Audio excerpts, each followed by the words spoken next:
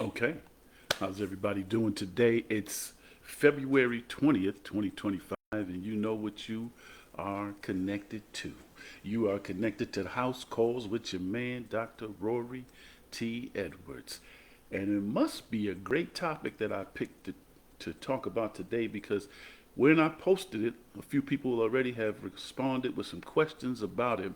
So today's topic is karma, the unseen hand that writes your future. Now, how many people have heard about karma? Karma's been around. People have talked about it. There's a new song out. A young lady says she's gonna let karma get you first. So, uh, karma is a big thing now because so many people um, are reacting to the things that are going on in the world, and people are saying, "Oh my God, what's going on? What is happening?" So, what people are now saying is that it's the karma of the world. Karma. What is karma? Right? What is karma? Karma, in many cases, is often reduced to an old saying that most people heard when we were coming up, and even before I came around, and even before a lot of people came around, and even now, there's an old saying that says, "What goes around comes around." And so, when we talk about karma, karma is something that uh, some people will say really doesn't exist. It's people just talking about. Uh, it just is bad luck. Bad luck happened. But why can't we understand that the universe for which we operate in has a system of accountability also, and that it's not just the fact that you believe that you're going through a bad phase of life. Everybody's going to go through peaks and valleys, but it's also part of the situation and part of the psychology of the karma is how you operate under the ideas of if it's karma for you or if you just think you're going through a valley. But there is some science to say that people's decisions, people's thoughts, people's choices, people's words, the unforeseen thoughts, the unspoken words, all of those things do relate to karma. If you recall back a few shows ago, I talked about, and I always bring it up, the Rory T. Edwards group model is you cannot withdraw what you did not deposit. And so the opposite applies to that in karma. See, karma, you may think that you've done something and you're going to get away with it, or you may have thought something but you never said it, so it really didn't exist. It exists because our energy, our rhythm, our vibration is all connected to the universe. And so whatever you're doing is going to be connected and go back to the universe. And so the universe hears you. And we've got to, I'm using the analogy of it's a cup. There's a cup, and everybody has a cup. And everything you do negatively, positively, is deposited into this karma cup. And eventually, um, like anything, there's going to be an overflow. But there is a great thing about karma too. Karma does recognize when you're doing really well. But the great thing is that when I put it out there, I received a few questions that I want to answer in today's video. Some people ask me, does karma work like a boomerang or does it have its own divine timing? I'm going to address that. How do we unknowingly invite negative karma into our lives? I'm going to address that. Can we escape karma, or is it unavoidable force that demands balance? And the fourth one, and most importantly, how can we shift our energy to manifest the karma we actually want? Now, again, I'm going to read the wordly definition of what karma is, and then some people can see if that aligns with what they're trying to do. But karma is a foundational concept found in many spiritual traditions. You hear people talking about it. You hear people practicing it in some of their religion ceremonies, but it's particularly in Hinduism and Buddhism. But it also has been widely adopted in secular and psychological discussions. At its core, karma refers to the universal principles of cause and effect. So whatever you do has an effect. Whatever cause you have an effect. So that's what it is. What you put in the world, whether through actions, words, or thoughts, will eventually come back to you in some form. That's what karma is really all about. That's what karma is really all about. What you put into the universe will eventually come back to you in some form. Now, some people say, well, how does karma come back? How do I know if it's karma or if it's bad luck? Well, you have to be the judge of if you want to consider it bad luck or if you want to consider it karma. So, what are some key aspects to karma? And I want you to think about these, write these down, because then you can evaluate if it's karma or if you want to call it bad luck. You call it what you want to call it, but eventually it's going to have that answer. So some of the key aspects of karma, cause and effect. Every action, whether positive or negative, has consequences that will manifest at some point in time, either immediately, later in life, or even future generations. Right? So let's just take, for instance, a situation where you as a child have done some some terrible things just based on your environment. You had to survive. You had to do some things.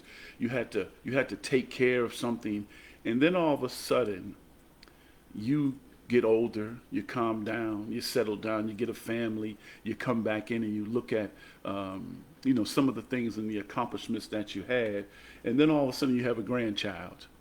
And all of a sudden, that grandchild is repeating some of those same behaviors that you repeated as a child. And you're like, they come from a great family. They have a great two-parent household. They have great support from their grandparents. Why is this child behaving this way? And in some cases, you got to look at his karma. What did I say? The cause and effect. It will come back to you either immediately, later in life, or even in future generations. Karma can come back and affect you. So you got to understand the cause and effect. Intention matters. That's number two. Karma is not just about what you do, but about also the intentions behind your actions. A good deed done in selfish motives may not yield positive karma, while a small act of kindness does sincerely and can profoundly affect karma.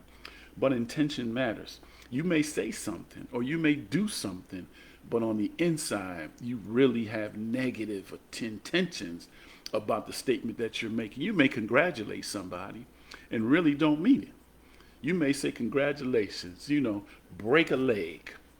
And in reality, you meant that part about break a leg.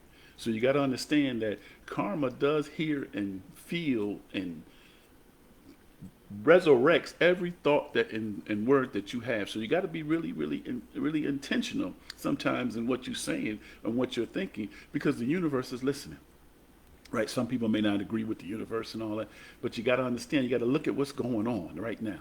And I'm going to circle back to that and tell you why I'm talking about that.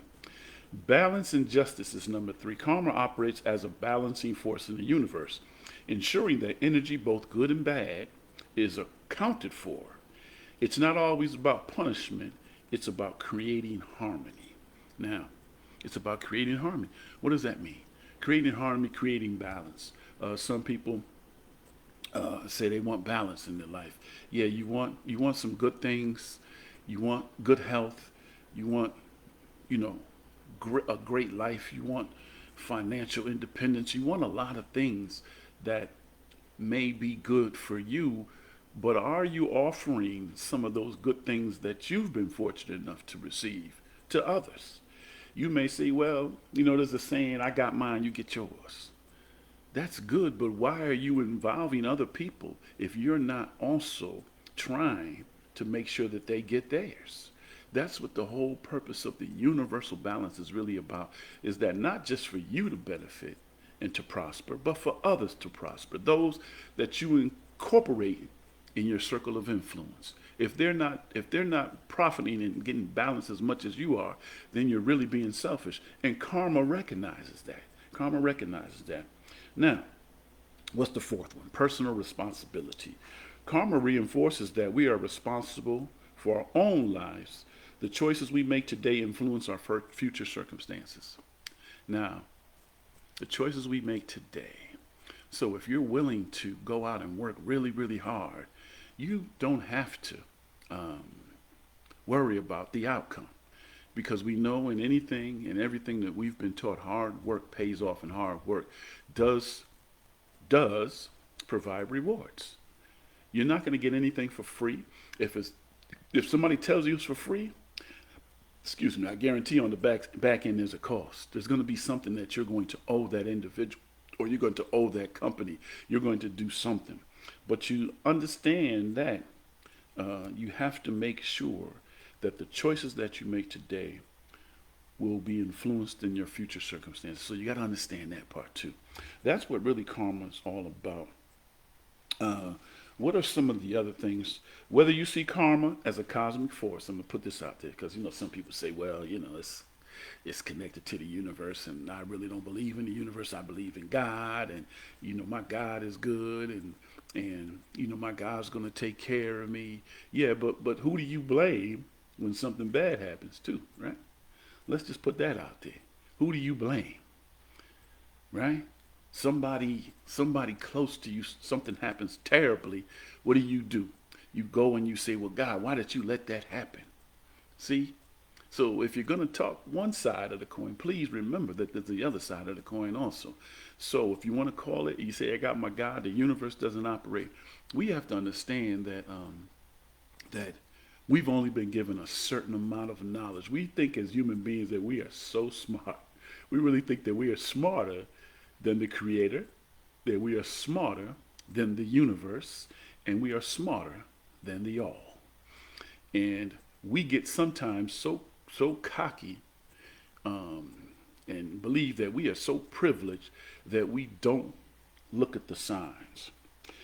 It's not the interactions that you have with one another too. It's about the energy you give is the energy you will receive. And that's what karma is really about. It's all about the energy.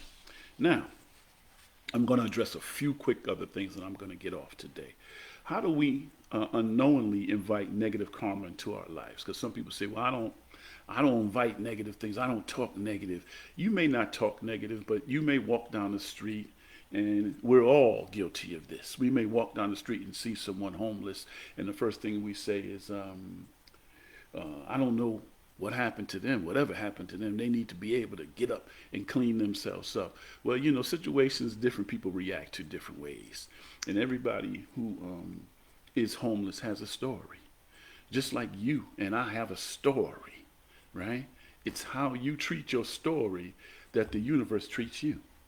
It's how you treat your story and how you treat other people's. You may see somebody, you're going on vacation and somebody's walking down the beach and they're selling things, and you're like, look how unclean he is or she is, and why don't they clean themselves up? You know, you got to realize that everybody may not be as blessed as you, but you got to also realize that one day those thoughts and those words that you say or put in the universe will eventually come back. Are you going to be able to navigate through those words and through those actions when karma hits you? Once again, you're listening to House Calls with your man, Dr. Rory T. Edwards. I appreciate each and every one of you for coming in, and I appreciate you for joining today. We're not going to be too much longer, but this karma thing is really big for me because I want to end with why we're in the condition in this world that we're in right now. Okay, let's go to another situation. Uh, how do we unknowingly invite karma into our lives?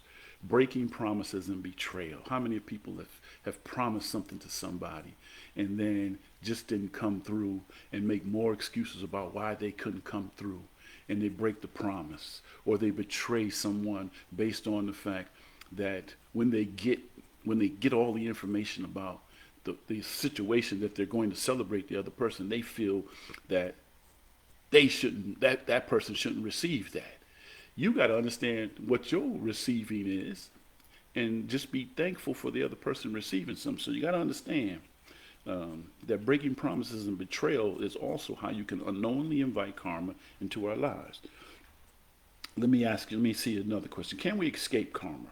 Or is it an unavoidable force that demands balance? We can escape karma, but not really, because it's part of our life.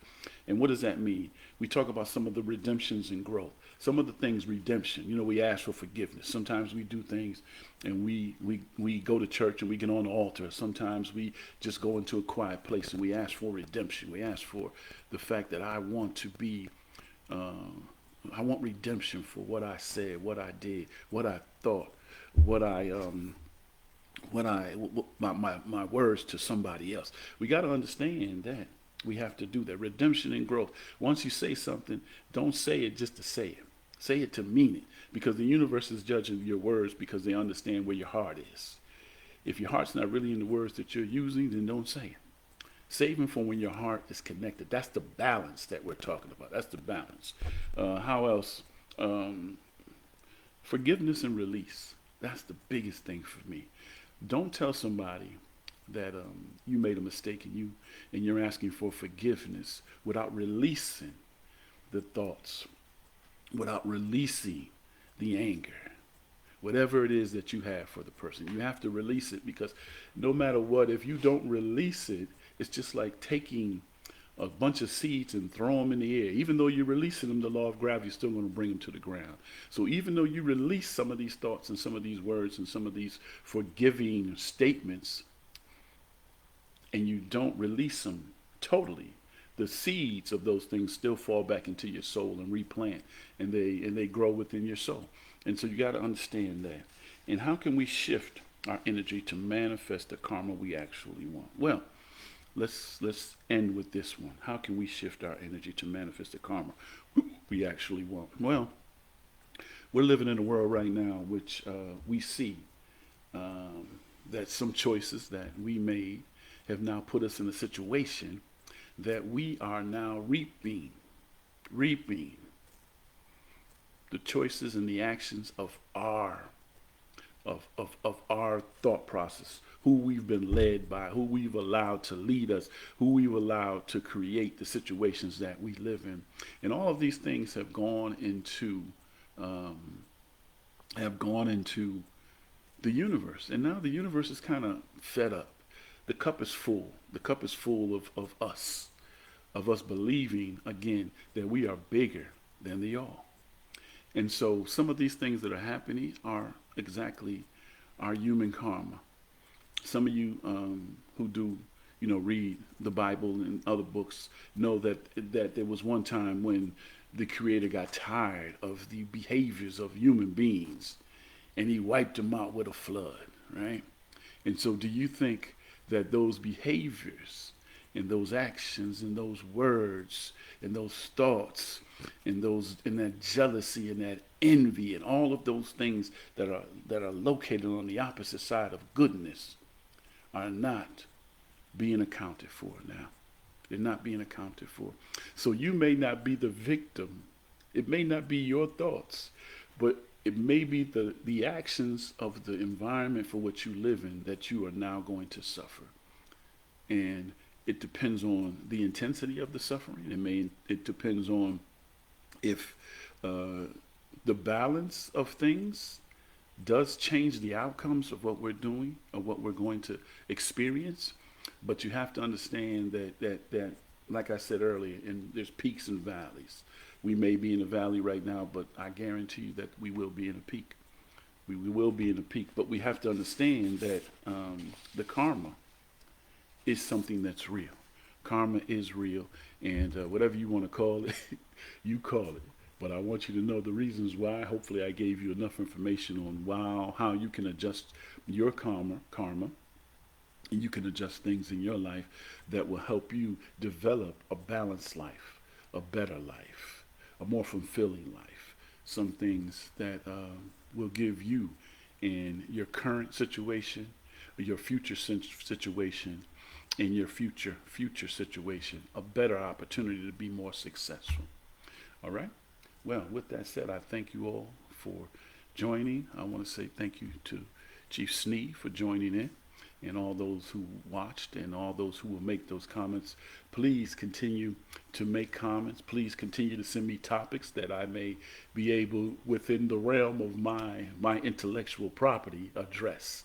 I will not address things that I am not familiar with. I will not talk about things I am not familiar with, and I will not address negative situations. Negative energy is not valuable to my growth, or negative energy shouldn't be information that you should spend your time on dealing with. That's how we eliminate karma, about letting go of things that are not in our lane of expertise. Letting go of that. Don't worry about somebody else's life. Worry about your life. The more energy you put into your life, the better your life is going to be.